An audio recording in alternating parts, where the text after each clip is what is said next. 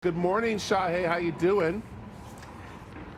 Good morning, sir. How are you? I'm doing very good. So let's get into this because this is a very important time right now of making sure your car's ready for the monsoon, which will pretty much sneak up on us. That's what's so crazy about this thing. They come here and there. So let's start off with Easy Cowboy. What's that mean? Yes, Easy Cowboy means that the biggest misconception people have is, well, if they see a puddle of water, they're like, oh, it's not that deep, or they don't know how deep it is. Let's just go fast through it, so that way I'll just get over it. It's actually the opposite. You shouldn't drive very fast because the car's going to spin out, and you don't know if there's any potholes under there. So Easy Cowboy means absolutely slow down. Even if you think it's just 1 inch or half an inch, take it slow. Okay, like so that.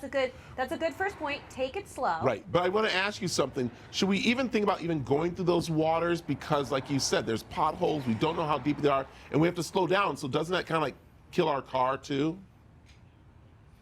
Yes, it does. But unfortunately, the biggest challenge that we have with most drivers is not paying attention. And not paying attention means that you're driving, you're distracted, and then you find out the last minute. You're already halfway through because guess what? The 10 other cars in front of you didn't pay attention either. So you're all in it now. And you can't turn around, obviously, because of where you're at. So you have to take it real slow and pay attention. So if you can avoid going in, obviously, yes, most places have the sign, especially under the freeway pass, do not enter. We all know about that. But sometimes in flow of traffic, depending on how the grade of the road is, you're not going to catch that, and you're just watching everything, and all of a sudden, whoa, what's going on? You stop, and all of you are already in it. So if you are in it by mistake, now you have to take it slow and not think you can just drive fast through it. Got it.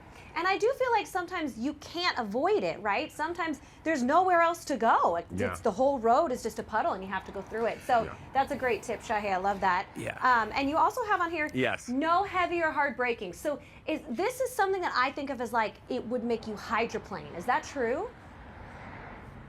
That's very true. And hydroplaning, as you know, the water gets underneath the tire and it spins and it makes you kind of float around like you're on a surfboard. So you need to basically let the weight of the vehicle, a lot of people forget that, yes, you have brakes, but you can also just let go of the accelerator and just let the momentum of the car slow you down, especially during rainy weather. So if you see traffic piling up and people are slowing down and you're seeing those brake lights light up like Christmas, you just let go of the accelerator and just naturally slow down. And as you get closer, you can apply the brakes gently without the last minute, and then you have a spin out or an accident. So yes, let go of the brake, the accelerator to let the weight of the vehicle slow you down before you actually hit the brakes. Got it, got it. Okay, now it's not the time to worry about staying cool. What's that mean?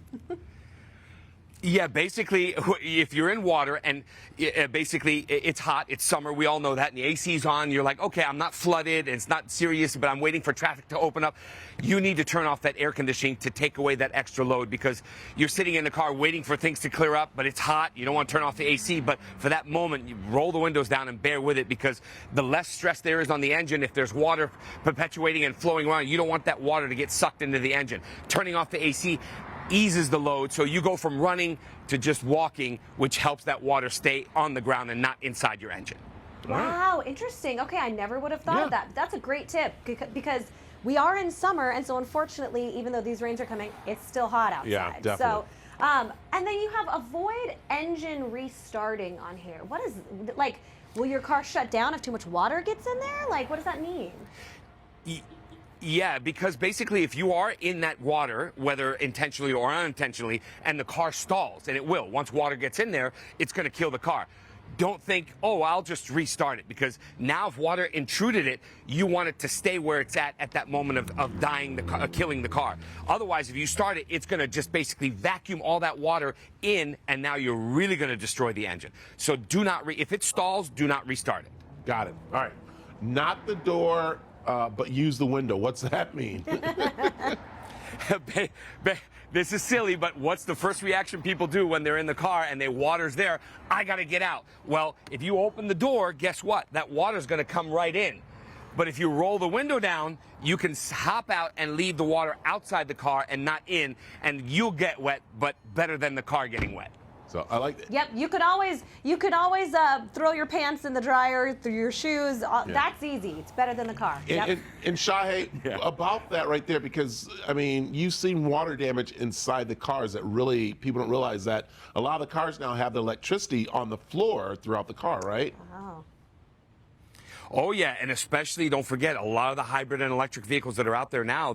That's where it's going. You open that door, there's everything. The battery's underneath the car. So for the hybrid and electric, so you got to be really, really careful to avoid opening that door and letting. And besides that, even if a little bit water gets in there, you think, oh, it's no big deal. But guess what? Mold gets underneath that carpet. You want to avoid that too. That's why when you're buying a used car, you want to make sure it's never been flooded because of that mold. It's not good for your health. Got it. Wow, good point. Okay, so this last point here, this is so interesting. It says it only takes 2 inches of flowing water to move your car. 2 inches? Yes, 2 inches is all it takes. So now you have flowing water coming down, and it covers all the bottom of the vehicle. So right here is about all you need. If the water gets under there and it's going, guess what? This whole car is going to just start floating away, whether you have your foot on the brake or not. So that's why it's really crucial from the first point that we made. If there's water, avoid getting into it at all, because if it's flowing water, not sitting water, if it's flowing water, it's going to, like a river, just take you away. 2 inches. So if you put that into your mind, you'll know the aspects of how dangerous that is. So it'll maybe make you realize I better just pull over into the shopping center and just wait it out. Yeah, and I think the other part too, I think I'm going to throw this in here, Shahay, and you know this, is that we have people from other states that know about rain, have been in rain, but they don't understand out here that we have slicker roads because we have oil out there. And so when it does rain out here, our roads get slicker than they would back in the Midwest or somewhere. And that's why people got to slow down definitely, or they're gonna hit and get totally, even with the sand and the dust out there. Absolutely, and the reason why it works slicker is because the asphalt, you can see out right now, 108, 110, that oil naturally comes out as the asphalt is baking. So that's more than back east with the Four Seasons. The hot weather just brings out that oil, the natural oil that's in the asphalt. Now you got water. It is slicker than other states, absolutely. There it is. Well, Wow, what we love is that we have pretty much set crooked and talk straight. I gotta say that right. With Shahay, where can they find the book, and also where can they find you? Yes, sir. I'm at 4610 North 7th Street, just south of Highland on the west side of the road, and the book is carconfidential.net. Sign up. When it gets released, you're going to enjoy it.